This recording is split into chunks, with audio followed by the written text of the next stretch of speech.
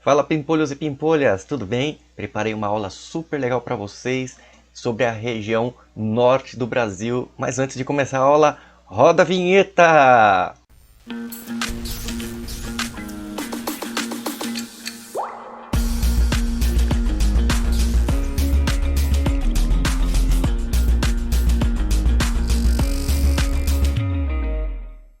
Nós vamos falar então sobre a região norte, os aspectos físicos gerais e a ocupação do espaço da região norte, assim como nós vamos falar também sobre o desenvolvimento econômico da região norte, ok? Vamos lá, região norte, ela é a maior região do Brasil, formada pelos estados do Acre, Amapá, Amazonas, Pará, Rondônia, Roraima e Tocantins, e é a região que tem a maior extensão territorial do país, com 3.853.671 km². Isso tudo representa quase toda a metade do território brasileiro. O relevo da região norte, ele tem aí baixas altitudes, tá? Correspondentes à depressão amazônica, tá? As altitudes lá não passam dos 200 metros. É um clima muito favorável para o volume de águas da bacia amazônica. Por qual motivo? É um clima equatorial úmido, com médias de temperatura elevadas, que favorece com a alta taxa de evaporação da água, fazendo com que chova bastante. Bem, aqui eu trouxe alguns dados referentes aos aspectos físicos e sobre a ocupação do espaço na região norte. Veja aí, tá? Nós temos os estados de diferentes cores, e aí eu vou passar alguns dados técnicos para vocês. Vamos lá. O estado de Rondônia, tá? Ele tem aí aproximadamente 1 milhão de pessoas, tá? E seu tamanho de território equivale a 233.590.547 quilômetros. Vamos ao Acre, 776 mil pessoas aproximadamente, para uma área de 164.123.040 km². Vamos para o Acre, 776 mil pessoas residem neste estado, com uma média de 164.123.040 quilômetros. Tá? Nós temos aí o estado do Amazonas com mais de 3 milhões de pessoas, tamanho de território de 1.559.000 km². Roraima, um dos estados mais, ao extremo norte, 488 mil pessoas, com uma extensão territorial de 224 milhões de km². Olha, o Amapá, 734 mil para 142 milhões. O Tocantins aqui, 1.478.164 pessoas, 277 milhões de km². E o Pará, 1.264.954.666 km². E olha a população do Pará, quase 8 milhões, 7.969.000 pessoas residem aí, tá? Lembrando que isso aqui era uma população estimada em 2013, vale lembrar, claro que se for agora, esse número já estará atualizado. Vamos falar agora um pouquinho sobre o Arco do Desflorestamento. Arco do Desflorestamento? O que é isso, professor? É a região onde a gente visualiza a destruição das florestas, tá? E essa destruição da floresta amazônica se deu por conta da extração da madeira e da expansão do agronegócio, criação de gado e cultivo de soja, tá? Para diminuir esse rastro de destruição, temos que lembrar daquele conceito que eu expliquei para vocês, alunos, na aula presencial no começo do ano sobre sustentabilidade. Lembram do conceito de sustentabilidade? Sustentabilidade nada mais é do que a gente manter os padrões atuais, tá, de consumo, mas não podendo prejudicar o consumo das futuras gerações. Se a gente continuar neste padrão, a gente vai degradar a natureza e futuramente não vai ter espaço para mais ninguém. Então a gente tem que achar um equilíbrio, ok? Bem, esse arco de desflorestamento que eu expliquei na no slide anterior, a gente consegue visualizar muito bem aqui, olha só, galerinha, ó, mais de 3.000 quilômetros quadrados de floresta já foram derrubadas por conta das atividades agrícolas do agronegócio. Não estou dizendo que é errado, mas a gente tem que achar uma maneira de diminuir, tá? Se vocês estão observando na televisão, vocês estão vendo aí que os incêndios aqui, ó, nesta região, principalmente aqui, ó, ultimamente está sendo muito veiculado. Vamos agora trabalhar com análise de mapa. É uma coisa que eu gosto de trabalhar com vocês, alunos, bastante, tá? Então eu trouxe aqui o mapa da região norte, né, físico, tá? Então vamos só nos atentar aqui, ó, a esta região aqui, a região norte. Este mapa, então vamos lá. Eu sempre bato na mesma tecla com vocês em relação à análise de mapa, que não é difícil. Vocês têm que se atentar a duas coisas. Primeiro ao título do mapa. O título deste mapa é Região Norte, Físico. Então nós vamos ver a parte física da região norte. Mas o que nós vamos ver está aqui na minha legenda. Então é só eu olhar a minha legenda. E a minha legenda está dizendo que eu vou ver as altitudes em metros. Ah, mas como que eu vou ver isso?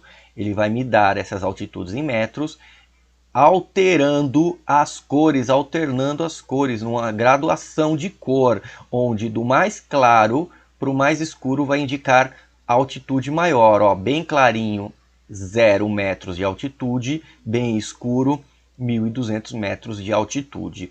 Tá? Eu vou ter outros símbolos aqui, ó, um pico de alguma montanha, regiões alagadas e represas, ok? Então eu já sei a simbologia dos mapas.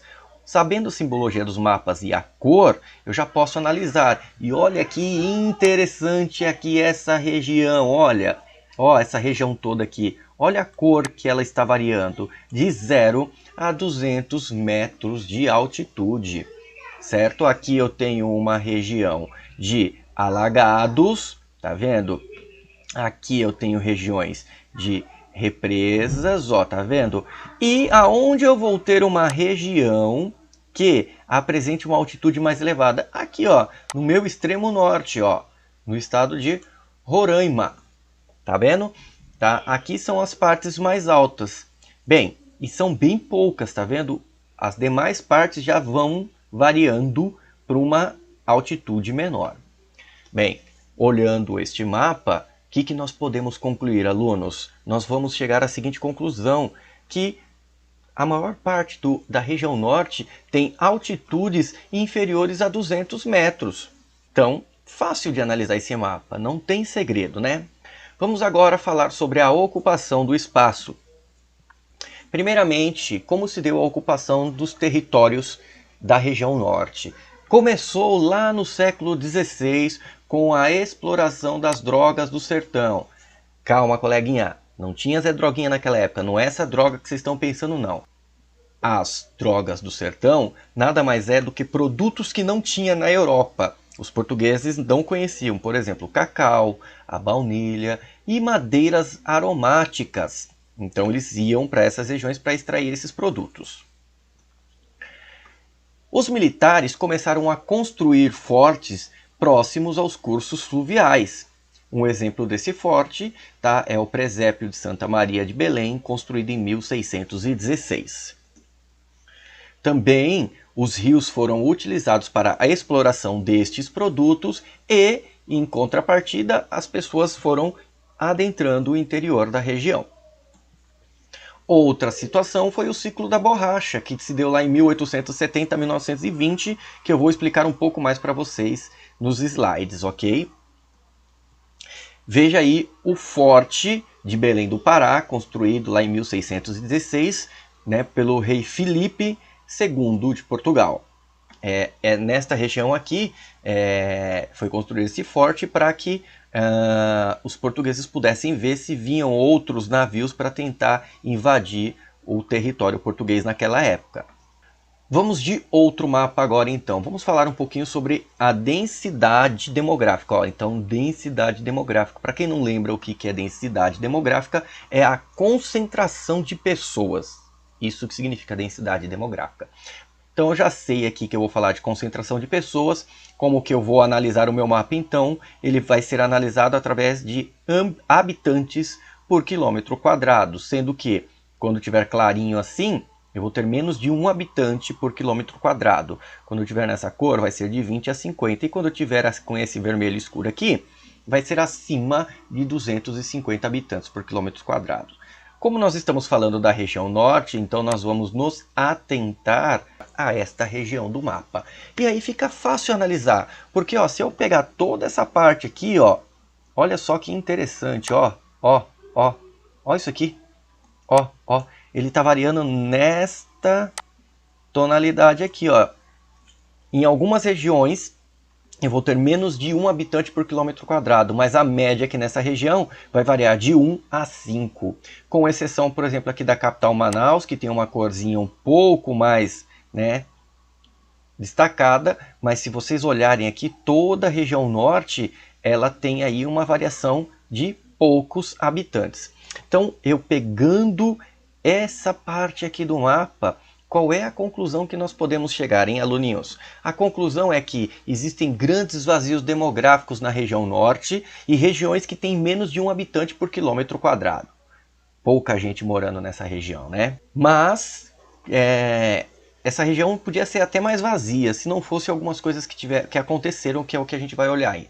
Durante a segunda metade do século XX, houve a criação da Sudan lá em 1966. A Sudan é a Superintendência do Desenvolvimento da Amazônia, um órgão do governo criado com a finalidade de promover o desenvolvimento da região amazônica. Tá? Atrelado ao Sudã também surgiu a Amazônia Legal, né? O surgimento da Amazônia Legal, que é outro órgão do governo. E este órgão ele planeja o quê? Promover o desenvolvimento social e econômico dos estados que compõem a região amazônica. Tá? Também tivemos projetos agropecuários e minerais que incentivaram a ocupação econômica da região amazônica.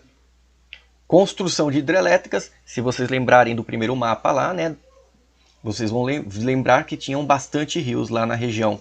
Abertura de estradas para a ocupação humana e econômica, a estrada mais conhecida é a Transamazônica, lá iniciou-se o projeto em 1970. Também tivemos o aumento da atração migratória. Pessoas saíram de outras regiões do Brasil para morar ou trabalhar na região norte. E tudo isso também fez com que houvesse a degradação da floresta, desmatamentos e queimadas. Aí nós temos o logo da Sudan, né, que é a Superintendência do Desenvolvimento da Amazônia. Vamos falar agora então um pouco sobre a decadência da borracha. O ciclo da borracha foi um dos ciclos mais importantes da região norte e que dinamizou economicamente aquela região. Bem, atraiu bastante imigrantes da região nordeste para a atividade de extrativismo, né? Extração do látex que sai da seringueira para produzir borracha. Neste período também houve a incorporação do estado do Acre ao Brasil. Antigamente pertencia à Bolívia, e aí houve um acordo, né, entre os dois países, e o Brasil anexou o Acre para o nosso país. E aí, a partir desse momento, também teve a construção da estrada de ferro Madeira-Mamoré, que liga esse extremo oeste, tá, até o porto ali próximo ao Atlântico, no leste do Brasil, ali na região norte. Tá? Então, o extremo oeste-norte até o leste-norte aqui, para escoar esses produtos aí da região norte. Tivemos também uma grande ocupação na porção ocidental amazônica. A construção do Teatro Amazonas, lá em 1896, graças a esse ciclo da borracha. Mas esse ciclo da borracha teve fim com a competição com os ingleses, né? Eles começaram a produzir borracha também na Ásia, e aí isso barateou o preço na Europa desses produtos, né? Por conta da logística, e aí a borracha brasileira começou a ficar um pouco mais cara e fez com que nós perdêssemos mercado. E aí, por fim, o ciclo da borracha chegou ao fim. Eu trouxe duas imagens para vocês para a gente ver sobre esse ciclo da borracha. Primeiramente, né, as plantações aí de seringueiras, né? Como vocês podem ver, o sistema utilizado nessa plantação é o plantation, Plantation é um sistema de cultivo onde você produz apenas um único gênero, tá? A monocultura. A policultura você plantaria vários gêneros no mesmo terreno, mas aí era para produção de borracha mesmo, tá bom? Então vocês podem ver sistema de plantation, as seringueiras plantadas uma do lado da outra. O ciclo da borracha foi tão importante que ele fez aí, ajuntou bastante dinheiro, né? As elites da Amazônia na época construíram um teatro, e esse teatro aí ele é considerado um dos mais belos teatros de todo o mundo. Você que está assistindo a aula, se você quiser depois dar um Google, pesquisa o site Teatro Amazonas e vai no link fotos antigas para vocês verem as imagens do teatro. Realmente ele é esplendoroso. Pimpolhos e pimpolhas, obrigado por terem esperado até aqui. Nós chegamos ao final da nossa aula. Espero que vocês tenham entendido um pouquinho sobre a região norte, as questões físicas que eu expliquei para vocês, as questões demográficas que eu passei para vocês e as questões econômicas que nós acabamos de ver. Se você está assistindo a minha aula pelo canal, não é meu aluno, muito obrigado por ter assistido e eu peço encarecidamente, já deixa o like aí nesse nosso vídeo, recomenda os vídeos para o papai, para a mamãe, para os seus amigos de escola, já se inscreve aí no canal, já deixa as notificações aí marcadas para que quando eu postar novas aulas você possa assistir. Agradeço novamente a todos vocês, até mais, tchau!